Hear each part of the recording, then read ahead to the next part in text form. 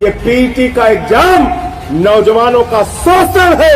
ये पीटी का एग्जाम बंद होना चाहिए। प्रधानमंत्री बनने के लिए कोई योग्यता है? कोई परीक्षा पास करनी पड़ती है? विधायक बनने के लिए कोई परीक्षा पास करनी पड़ती है? सांसद बनने के लिए कोई परीक्षा पास करनी पड़ती है? शिक्षा मंत्री, स्वास्थ्य मंत्री, मुख्यमंत्री बनने के लिए कोई परीक्षा पास करनी पड़ती है? लेकिन एमए करके, पीएचडी करके, बीए पास करके, बीकॉम करके, इंजीनियरिंग करके भी अगर आपको लेखपाल बनना है तो सरकार पूछती है तुम्हारे अंदर योग्यता है कि नहीं, पहले पीटी का एग्जाम दो। ये पीटी का एग्जाम नौजवानों का शोषण है।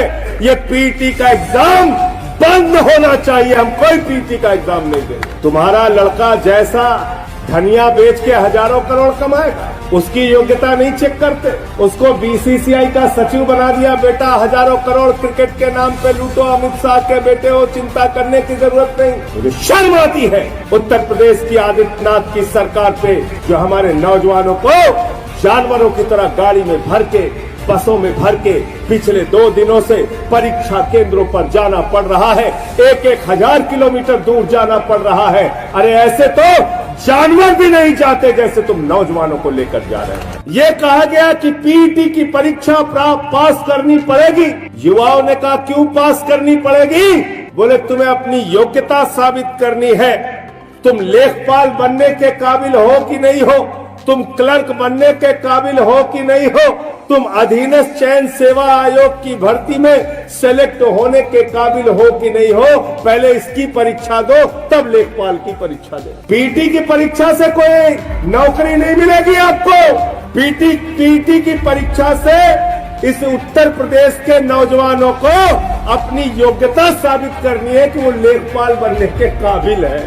बारे बाबा योगी जी उत्तर प्रदेश के अंदर, लेकिन अगर आप पूछे यूपी के मुख्यमंत्री की योग्यता क्या है, सरकार कहती है अंगूठा टेको तब भी बन सकता। पूछे शिक्षा मंत्री बनने की योग्यता क्या है, सरकार कहती है अंगूठा टेक है फिर भी शिक्षा मंत्री बन सकता।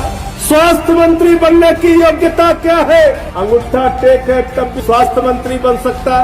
अरे उच्च शिक्षा का, विश्वविद्यालय का मंत्री बनने की योग्यता क्या है, अंगूठा टेक है फिर भी बन सकता है। सांसद बनने की योग्यता क्या है, डॉक्टर महेश शर्मा जी ने कहा अंगूठा टेक है फिर भी बन सकता है। अरे विधायक बनने की योग्यता क्या है, बोले अंगूठा टेक है फिर भी बन सकता है। अच्छा सब कुछ छोड़ो, प्रधानमंत्री बनने की योग्यता क्या, बोले अंगूठा टेक है फिर भी बन सकता है। प्रधानमंत्री बनने के लिए कोई योग्यता है? कोई योग्यता है?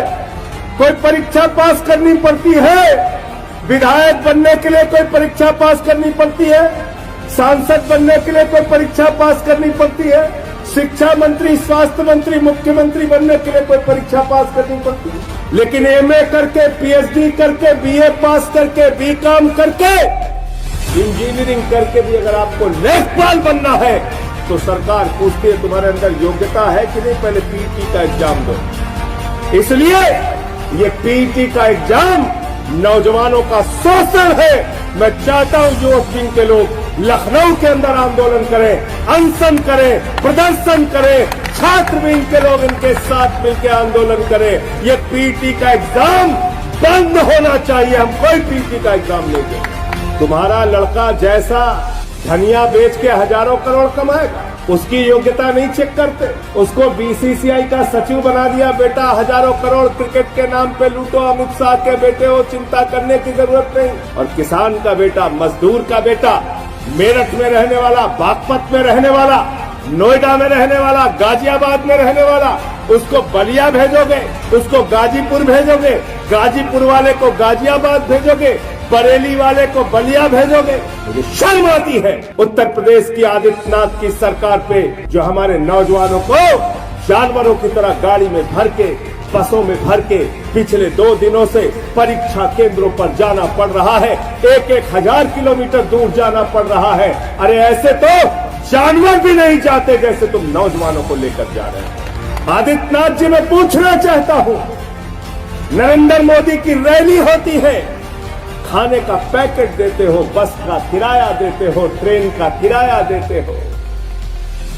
रैली होती है तो 5 स्टार का स्वागत देते हो, लेकिन जब नौजवान अपनी एक छोटी सी नौकरी के लिए परीक्षा देने के लिए जाता है, और परीक्षा भी नौकरी के लिए नहीं, नौकरी के काबिल है कि नहीं है इसकी योग्यता की परीक्षा देने जाता है, तो उसका शोषण करते। 200 रुपए फार्म के ले लिए बाबा जी ने। सोचो 37 लाख बच्चों ने अगर 2000 रुपए भी एवरेज खर्चा किया इस परीक्षा को देने के लिए, तो करीब करीब 740 करोड़ रुपए इस उत्तर प्रदेश के नौजवानों का लूट लिया गया।